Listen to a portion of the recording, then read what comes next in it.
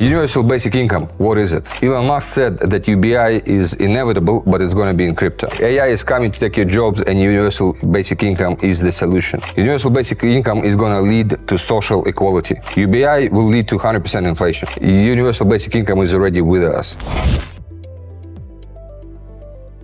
Alright guys, this is Sergey Sejenko, and you're on my channel where we always talk crypto. But in particular today, we're going to be talking about universal basic income.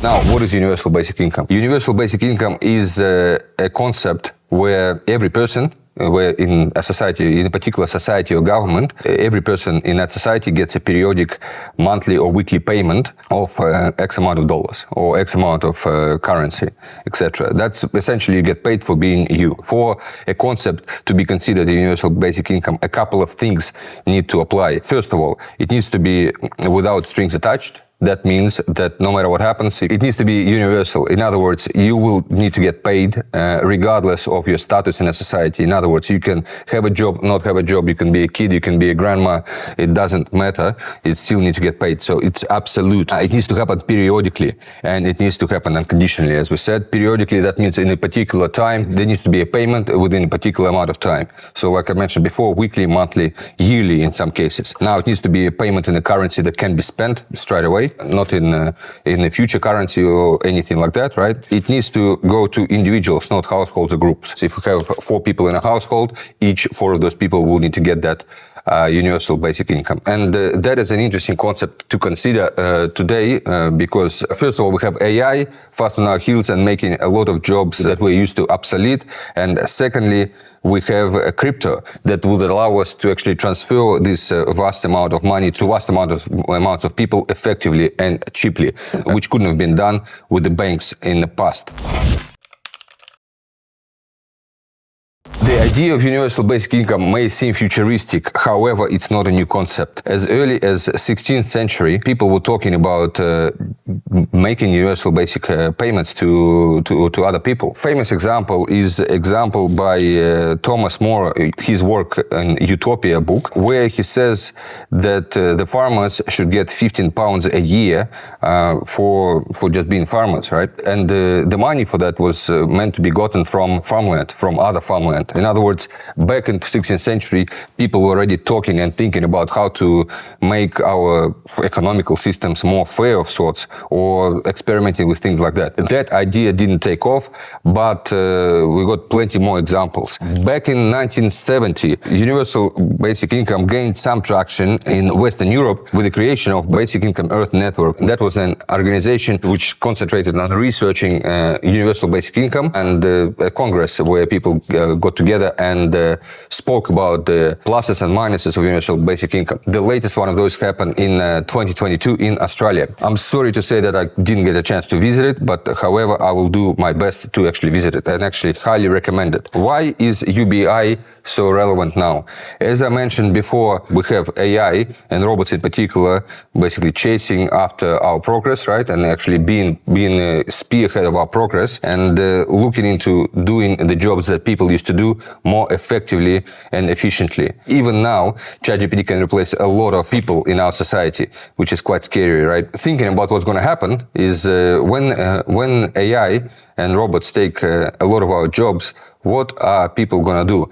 And how would they get remunerated for anything, right? How would people derive money or means to live on? Once again, some of those experiments and some of those things that we're thinking of is actually universal basic income. And that is exactly why we're thinking about it today, and that's why we're talking about it today on this channel. Economic inequality. I'm sure all of us can see some sort of economic inequality in our societies, in our respective societies. Now, I don't know where you're watching me from, but a lot of the times, like a lot of the countries in this world have a massive gap between haves and have-nots, and to try to mitigate that and try to do something about it, universal basic income is actually a nice tool to consider. Crisis in the world with epidemics such as COVID-19 and everything has shown us that humanity and people in general do need some sort of support to basically react and function as a coherent society and a coherent group of people and humans. Let's talk about some of the consequences that may happen with the introduction of universal basic income. Now, a mass coming of AI and robots in our society and in our jobs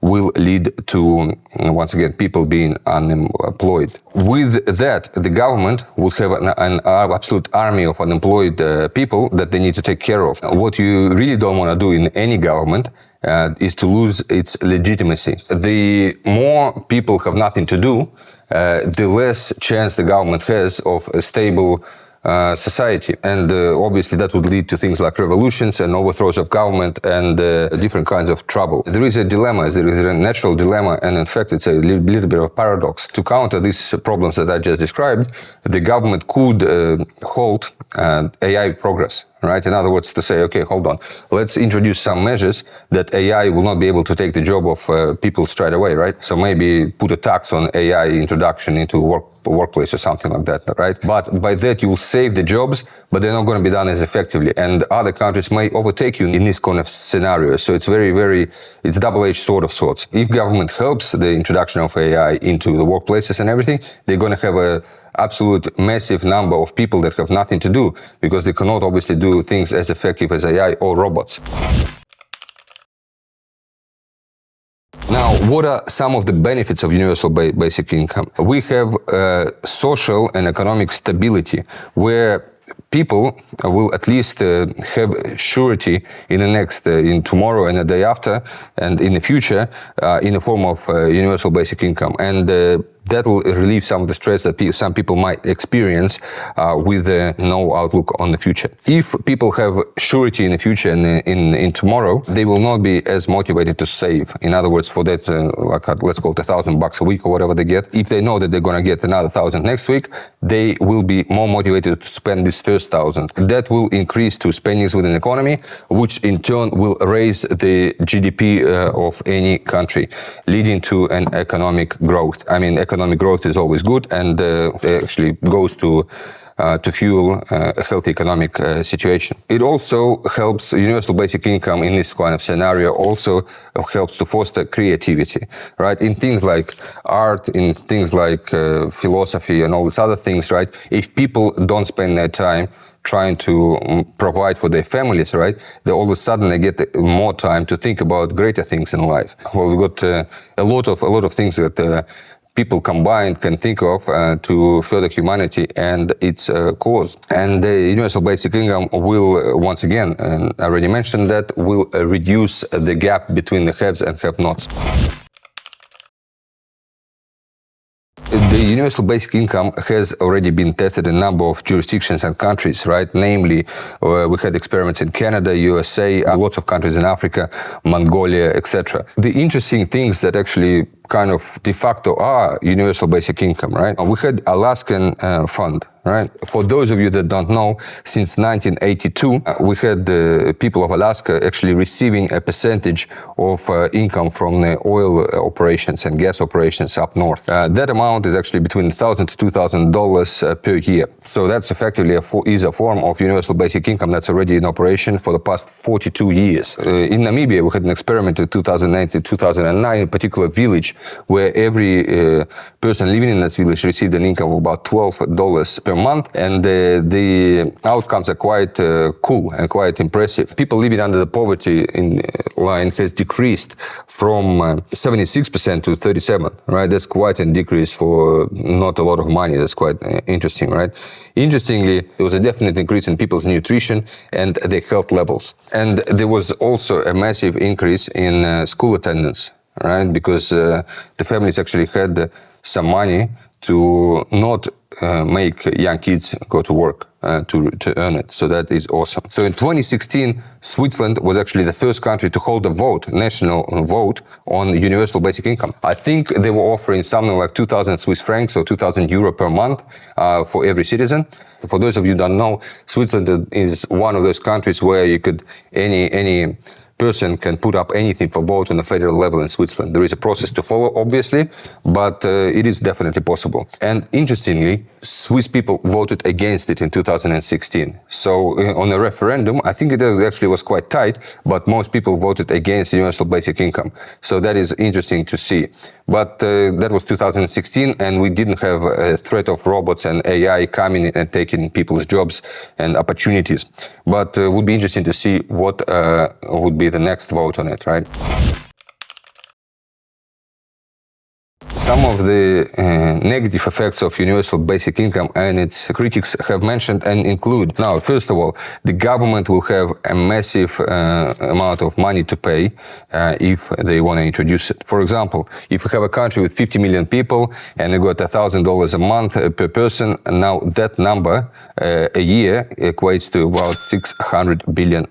Now, 600 billion is a lot of coin, and the government would need to find some sort of method to fund that. The universal basic income obviously may lead to a budget deficit and increased inflation. If everyone has some money to spend and quick money or fast money is introduced in the economy, we're going to have a problem where the goods and services may cost a lot more than they do, right? So if you start paying everyone all together at the same time, then we're going to have a problem of inflation, and massive one as well, because there's going to be more money in the economy, but the number of goods in the economy will not be increased. Motivation in the workplace will obviously suffer, right? In other words, if you're the guy that would like to keep working in a factory or somewhere, right, and you look at your neighbor and he doesn't really give a damn and he just still gets the same amount of money from universal basic income, then obviously you're not going to be as motivated to do anything about it, right, or to do your work properly. So that's a little bit of a problem. Now, then we're going to have social inequality and people being pissed off that he's their neighbor.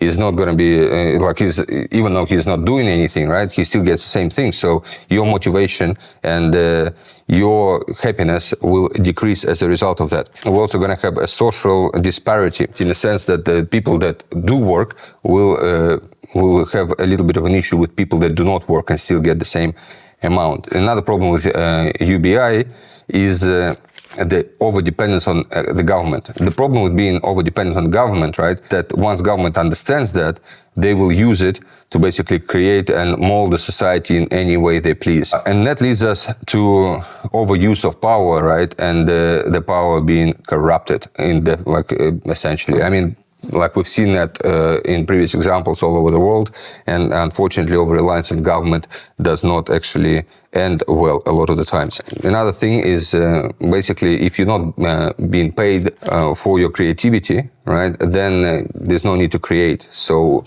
as part of universal basic income experiment, there is a possibility that society may stagnate in its development, especially in technologies. Part of the way to compensate the government for spending all this money on universal basic income could be tax on AI. Now, that's an interesting thing to think about. How do you tax an AI? Let's think about it in the comments to this video, right? Think about how would you be able to tax AI or anything to do with robots. I'm actually going to do a video about robots and economy and robots economics in the future. But meanwhile, please leave some comments, or let's discuss how would you be able to tax AI or actually extract value from AI's production from the point of government, not from the point of the purchaser of the goods that robot produces, but from the point of the government itself. The reason we're talking about universal basic income on this channel, because this channel is about crypto. And I mean, some might say, Sergey, what the hell are you doing talking about some economic matters in universal basic income without a crypto context? There is a crypto context. It comes in a form that with crypto, it actually becomes possible to create a universal basic income securely and fairly.